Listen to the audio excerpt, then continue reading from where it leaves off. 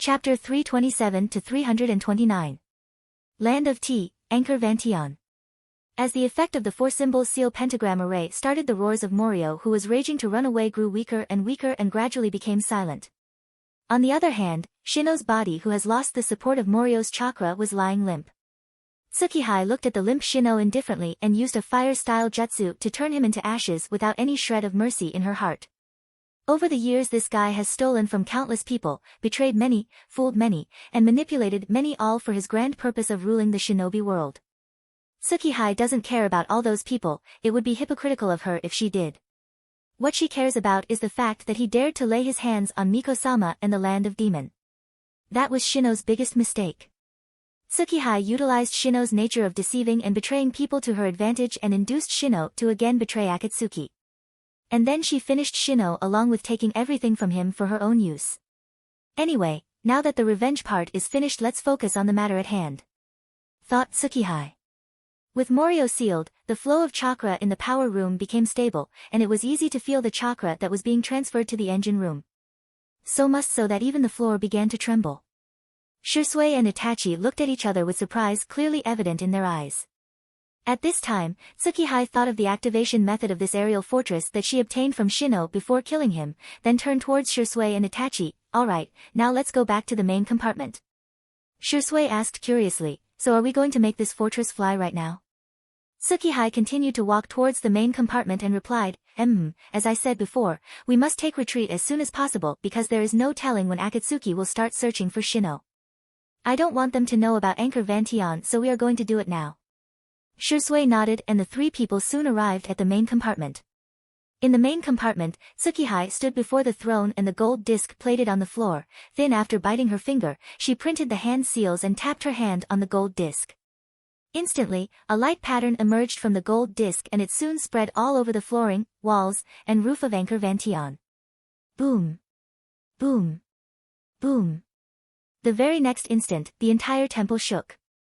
Tsukihei balanced herself to not fall, but more of her attention was on Anchor Vantion. She could clearly feel that this aerial fortress was slowly rising above the ground.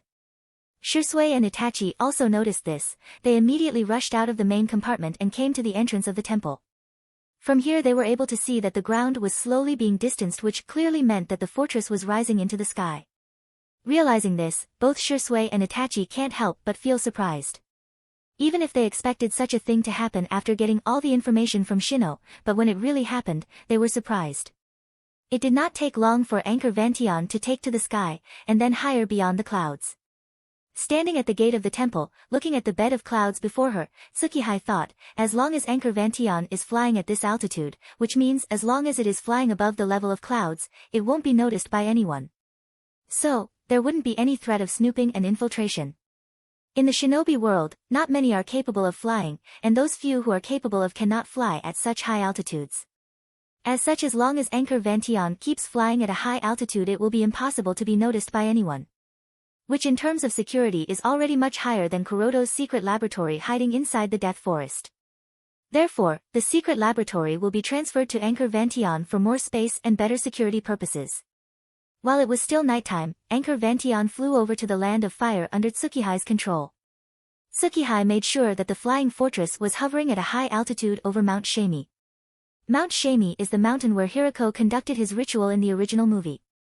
Since Mount Shami is generally covered in dense fog and is thus a difficult environment to tread to otherwise, therefore, the sky above it is more secure as thick clouds gather over it. With that done, Tsukihei, Itachi, and Shisui left the flying fortress and came back to Konoha. Since the mission was completed, so Itachi and Shisui went to their respective houses, while Tsukihei went to the secret laboratory in Death Forest. Transferring back the soul to the main body, Kuroto next sealed everything, all the pieces of equipment and all the materials inside storage scrolls, and then carrying those large number of storage scrolls, he left the secret laboratory along with Sandame Kazekage puppet. It may be an extremely difficult task for anyone to fly to the air fortress that will be hovering at an altitude of several kilometers above the ground, but it is a piece of cake for Kuroto.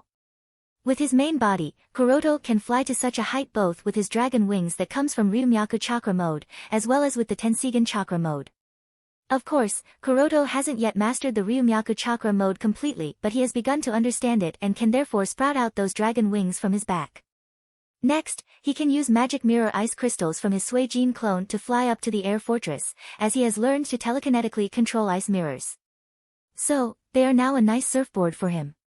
Then for the final, there is Susanoo for the Tsukihai clone, so coming and going to the flying fortress is no big deal for Kuroto. Itachi and Shisui are still not up to it as they still can't manifest the armored full-body Susanoo with wings, but maybe they will be able to do so in the future. After transferring all those storage scrolls at Anchor Vantion, Kuroto left Kazekage Puppet along with a shadow clone of his at the flying fortress to arrange all of them. The Kazekage Puppet is capable of flight using his magnet release, so he is still the best guard for Anchor Vantion.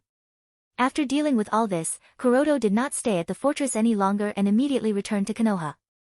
Although Team 11 has been granted a small break because of the emergency, there is no guarantee when Hokage-sama will re-summon them, therefore it is best not to stay out of the village for too long. Since it is nearly the time of sunrise, so Kuroto should be at home. It was only about an hour after he returned home, dispersed his shadow clone, and went to sleep when Yui hurried to his door. Woken up from his sleep by the panic-looking Yui, Kuroto frowned and asked, "What happened that would make you worry so much? Did Akatsuki attack again?" After catching up with her breath, Yui narrated the event that took place in Hyuga clan only a few hours ago, with 2 guards of the branch division and an elder of the main family killed. As soon as he heard this, Kuroto was shocked, and asked seriously, "Was the culprit found?" Yui shook her head, "No, not yet. There is no significant clue left behind that would point to the culprit. Hayashi-sama and Hizashi-sama both are very anxious and Himeji-sama conveyed to inform you of the event. Additionally, Himeji-sama also wants you to be careful and vigilant during this time." Himeji-sama asked me to be careful and vigilant? Kuroto muttered in confusion, "Why would I have to be careful? Do the elders of the main division suspect me to be the culprit?" Yui was able to sense some traces of anger from Kuroto's tone and quickly added, "Hayashi-sama denied the possibility of you being the culprit, but some of the elders are still doubting you, Kuroto-kun. This is because a few days ago you did question the traditions of Hyuga clan, and you know." Kuroto considered Yui's words. When he thought about it, it did seem reasonable to be worried. The worries of Hayashi-sama, Hizashi-sama, and Himeji-sama are not superfluous. With the weak mentality of the elders, all the members of the branch division who questions or have questioned the traditions of clan are a suspect. But Kuroto found something amiss. This alone shouldn't make him one of the suspects. Yui glanced at Kuroto's thinking and spoke in a low voice, "Moreover, the cause of death of the 3 is the venom of a snake that bit them. So, some of the elders suspect Orochimaru's involvement in this case. Since you were Orochimaru's disciple before he defected, the possibility of you being a suspect is higher compared to others. Therefore, Himeji-sama notified me early and wants you to be prepared so that you can defend yourself should the situation arise." Kuroto smiled and nodded, "Well, I am happy that Himeji-sama is worried about me, and I am thankful for that. But she should focus more on the 2 daughters than me. Anyway, there is nothing to worry about. Let alone those old geezers of the main family, even Sandim-sama can't do anything to M-." Yui was taken aback by Kuroto's words and quickly covered his mouth with her hand to make sure that Kuroto doesn't finish those words. Then she activated her Byakugan to make sure that no one was spying on them, and after making sure that no one was there, she chided Kuroto, "Please be mindful of what you speak, Kuroto-kun. What would happen if someone hears you? You would be in trouble. Even if you are strong, there is nothing we can do in the face of a bird cage, can we?" Sigh. Bird cage. Kuroto muttered thoughtfully. Bird cage may be a problem for the ordinary members of the branch family. It may be a cage on their destiny, but that's no longer the case with Kuroto. For Kuroto, bird cage Juinjutsu amounts to nothing. Because the moment he activates his Tenseigan, the bird cage Juinjutsu will deactivate for him. Of course, this is not a permanent solution, and Kuroto is really regrettable that up until now this is the only solution he has found, but it makes no difference for him. But Kuroto has never dared to look down on bird cage Juinjutsu as a whole, nor has he even done anything openly that would anger the elders. Why so? It's simple actually. Bird cage Juinjutsu may be ineffective on him, but that's not the case for Yui. If she is controlled with the bird cage and is used as a hostage, then besides annihilating the entire main family, Kuroto can't really think of any other effective countermeasure. Yui didn't seem to notice Kuroto's thinking and said, "Anyway, Hizashi-sama also said that since you are a member of so the people of the main family can't directly touch you, even if they have some doubts, they will have to go to Hokage-sama first. So, as long as you stay careful, you should be fine." Kuroto nodded with a sigh. He has long understood the methods of those geezers. Living carefree life under the protection of the branch family, they have developed the habit of controlling the weak and fear hardship. Previously, Orochimaru attacked the patriarch, but because of Orochimaru's sensitive identity, the elders of the main family dared not do anything. They were even willing to sacrifice the prestige of the patriarch of the clan. Then there was Watanabe's incident. If not for Kuroto's intervention and solving the situation in a manner that made the incident seem completely unrelated to the Hyuga clan, the elders of the clan would have sacrificed Hisashi without a second thought. Additionally, everyone in the clan is aware of the Byakugan that is with Ao of Kirigakure, but because of the diplomatic issues between the two nations they did not dare to send anyone to Kirigakure secretly and bring back that stolen eye. All the above incidents highlight the hypocrisy of those geezers. They put up a strong and rigid front, suppress the people of the branch family, but when it truly comes down to it, they are willing to sacrifice the people of Hyuga clan to ensure their own living, to ensure their own rule. As long as the external pressure is enough, they don't have any bottom line, and Kuroto even thinks that they wouldn't hesitate to even sacrifice the patriarch. Therefore, Hisashi-sama's speculations are not unreasonable. So long as Kuroto does nothing extraordinary for some time, his Umbu identity is his protection. Seeing Kuroto's distracted look, Yui was more worried. She thought that Kuroto didn't pay attention to anything she said. Kuroto-kun. Kuroto-kun. Were you listening to what I said just now? Kuroto smiled and while gently patting Yui, he said, "Of course, I heard everything loud and clear. Don't worry, I will be fine." Hisashi-sama has also said that if the elders want to do anything they must first go past Hokage-sama. So, they wouldn't find it easy. The Umbu team I am part of is the strongest Umbu team there is, and Hokage-sama would be unwilling to let something happen to me without any solid evidence. Yui nodded. She does trust and understands Kuroto's abilities. Over the past few years, no matter how troublesome things Kuroto-kun has encountered, he has solved them easily.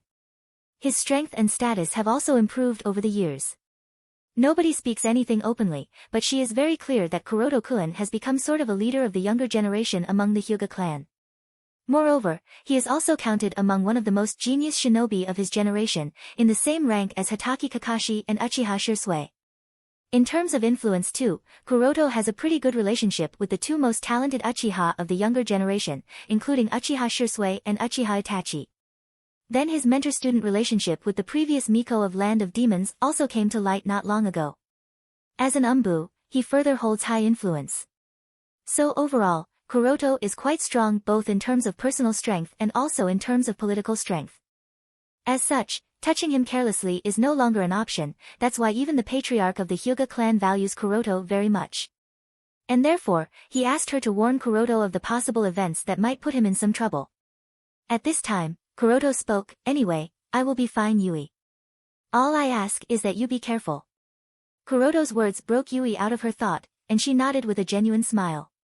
Looking at those eyes, Yui only said, "I will be fine as long as you are safe, Kuroto-kun. Your well-being is the most important thing to me." Kuroto sighed and hugged her close.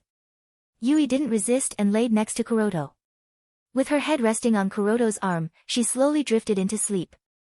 With Yui sleeping, Kuroto too tried to sleep but couldn't because of the various thoughts coming to his mind. He can't help but think of the whole thing Yui told him about. Kuroto's target of suspicion was obviously that traitor who helped Watanabe sneak inside the clan. The other party seemed to have mastered a spiritualization technique. But this also confused him. Since the other party has mastered the spiritualization technique, he should be able to kill the elder and the guards without the need of snake's venom, or rather he should be able to sneak inside the forbidden section without any need of killing the guards and the elder. "Snake," muttered Kuroto with a frown. "Why use a snake to kill when you can kill using hundreds of other ways? Is it possible that Orochimaru is also involved here? Or does the other party wants to transfer the blame to Orochimaru and thus lead the investigation to lead to failure? If the blame is really transferred to Orochimaru, then the elders of the clan wouldn't dare to make a move against Orochimaru, so Kuroto can't rule out that possibility. As for the reason why Kuroto didn't consider himself as the target, well, he just didn't. Kuroto has a very reasonable explanation. He doesn't use snakes, nor does he use snake venom. And most of the people within the clan are aware of it. This was also once the object of great discussion. When people of the Hyuga clan heard that Kuroto doesn't use snake techniques despite being Orochimaru's subordinate and disciple, they were highly surprised. When asked why he doesn't, all Kuroto said was, "I don't find them interesting enough." And this sentence will work in favor of him. Anyway, what Kuroto cares about is the other party's purpose. Why would the traitor do such a thing? What did he expect to get from the forbidden section? Was it something related to the cage bird? Muttered Kuroto in doubt. Kuroto is of course unaware of bird cage Juinjutsu scroll hidden inside the forbidden section. How will he? It's not like he has ever been there in the first place, nor was there any information about this in the original story. And those who are aware of that scroll will obviously not tell him. Therefore, his mind turned towards other possibilities. Is the traitor looking for other opportunities he can exploit? In the original story, the traitor coordinated with Kumogakure and framed the Hyuga clan, which led to the death of Hyuga Hizashi. And nothing else happened. But here, there is another attack on the elder and 2 guards. Perhaps because Hyuga Hizashi was sacrificed, the traitor realized that there was no point in doing anything anymore. If even the blood brother can be abandoned, then is there any point in revenge? Sigh, whatever may be the case, this is another one of those butterfly effects. Inside of one of the houses within the Hyuga clan compound. In a dark room, a figure sat on a chair and took out a scroll from his bag.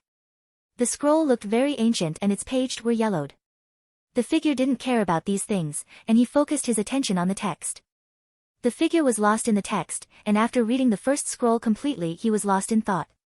What was recorded in the scroll was the origin of the Hyuga clan's main family and branch family system. Such a system has existed since the beginning, but there was no such thing as the cage bird Juinjutsu that branded and bound the branch family to be the servants of the main family. It was only after the Hyuga clan suffered a cataclysm that among the surviving members of the clan, the patriarch that was chosen at that time, worked with other shinobi of the Hyuga clan, with the help of some of the Uzumaki clan shinobi and finally created the cage bird Juinjutsu that could protect the Byakugan from being gouged out by others. In other words, the origin of cage bird Juinjutsu is based on a catastrophe that the Hyuga clan once suffered.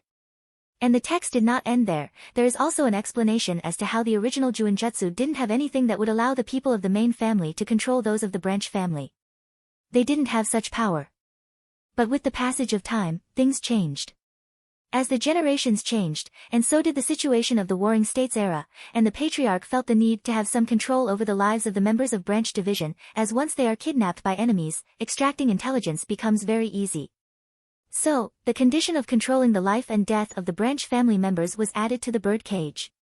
And then the situation changed. Some people liked the taste of power and control over the life and death of other humans. Some people of the branch did not like this fact, and they tried to resist. Now not everyone can be killed, as that would lead to the extinction of the clan, so another condition was added, the condition to punish. With this nobody would be able to pose an opposition. Along with that several more changes were made, and the original Juinjutsu evolved into the current cage bird Juinjutsu. Making the members of the branch family eternal servants of the main family. With no control over their life and death. Making them nothing more than glorified noble slaves. After reading the entire scroll, a question came to the person's mind: what was the cataclysm that the Hyuga clan faced? There was no description of that in the scroll. Not even the slightest mention of it. Just what exactly happened that made Hyuga clan suffered so much and left them with no choice but to resort to developing a Juinjutsu to ensure the safety of their clan? After reading through all the 3 scrolls that he stole from the forbidden section, the person had a better understanding of the history of the Hyuga clan, Byakugan, cage bird Juinjutsu, gently fist taijutsu, and main family, branch family division system.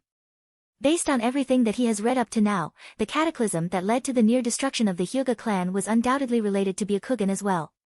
The fact that the cage bird Juinjutsu was developed in order to protect the Byakugan from being gouged out indicates that the cataclysm was further because others wanted to steal Byakugan of the Hyuga clan. But this has further confused him. Since who exactly wanted to steal the Byakugan of the Hyuga clan is not described here, as such, there is no solid base for any speculation. After all, Hyuga clan too is a noble clan with a strong and unique Kekkai Genkai. There are countless who would want to have this Kekkai Genkai, but are they strong enough to threaten the survival of the entire clan? After all, even during the Warring States era, there were very few clans within the Land of Fire who could truly threaten the Hyuga clan. Since this matter is of the time before the birth of Uchiha Madara and Senju Hashirama, so it can be said without a doubt that at that time, Uzumaki clan, Senju clan, Uchiha clan along with the very few other shinobi clans had the power to fight against Hyuga clan on an even front. After all, a Byakugan is no inferior to a simple Sharingan. Hyuga Taijutsu also gives Hyuga shinobi enough mastery to go against the Senjus. So, it stands to reason that not many could pose a real threat to the Hyuga clan. And out of those who could go against the Hyuga clan wouldn't really want the Byakugan. Uchiha shinobis are prideful and they would never give Byakugan such worth that they themselves would want to steal it. Senjus too are the same. Their principal would never allow them to steal the Byakugan. Moreover, they would never dare to do something that would force the Hyuga clan to ally with the Uchiha clan. Meanwhile, the Uzumaki clan assisted the Hyuga clan in the development of Juinjutsu. It is very unlikely that Uzumaki clan was the cause. Other shinobi clan hardly had the strength to do anything. Therefore, the person couldn't exactly determine the exact cause. Sighing slightly, he soon folded back the scroll with a disappointed look. His objective was unaccomplished. With the emergence of more and more Uchiha with the Manjikyu Sharingan, a doubt has sprouted within his heart: is it possible to evolve Byakugan to a higher level of ocular power? Both are similar types of Kekii Genkai, so technically it should be possible, right? With this thought in mind, he ventured into the forbidden section.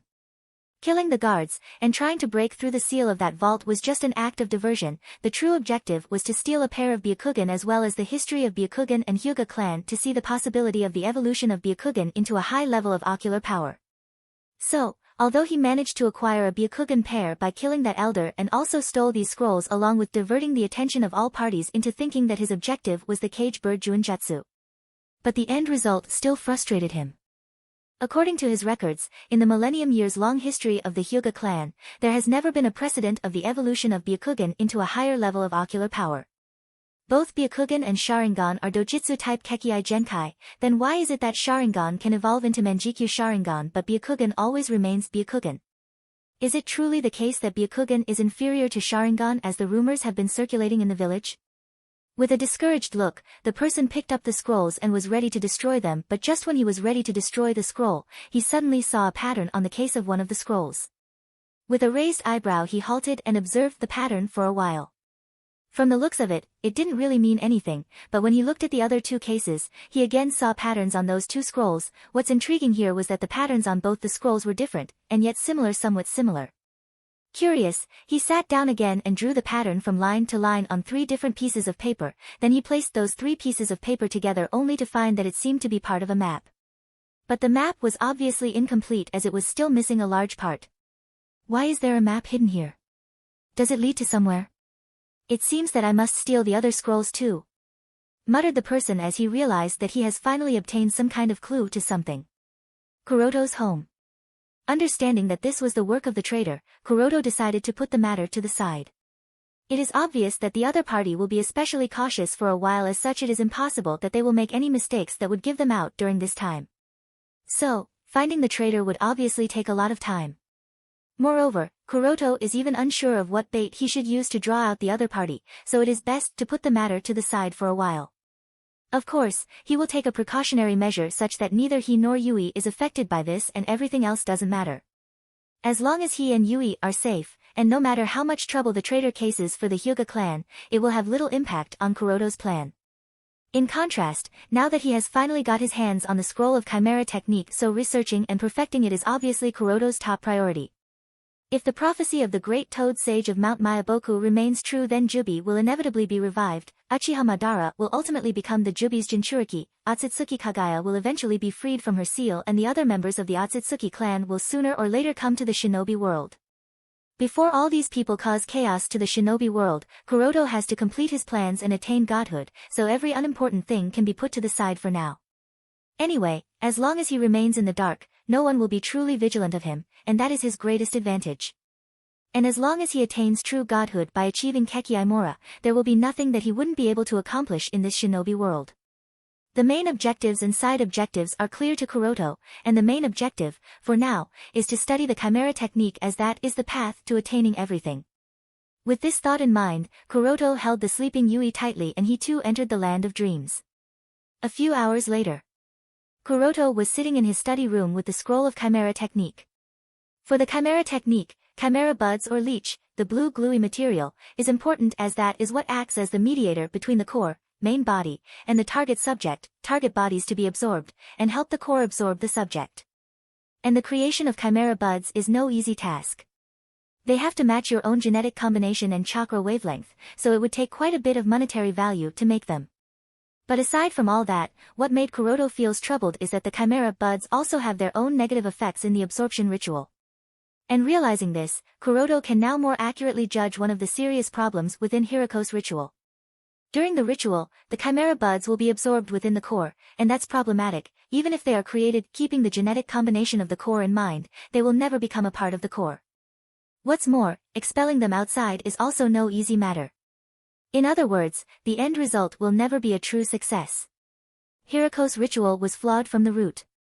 Kuroto reached this conclusion. Hiroko may have survived the ritual and gained the 5 Kekkai Genkai, but as time passes the flaws will start to become more and more apparent. And at the end, these flaws will result in his death.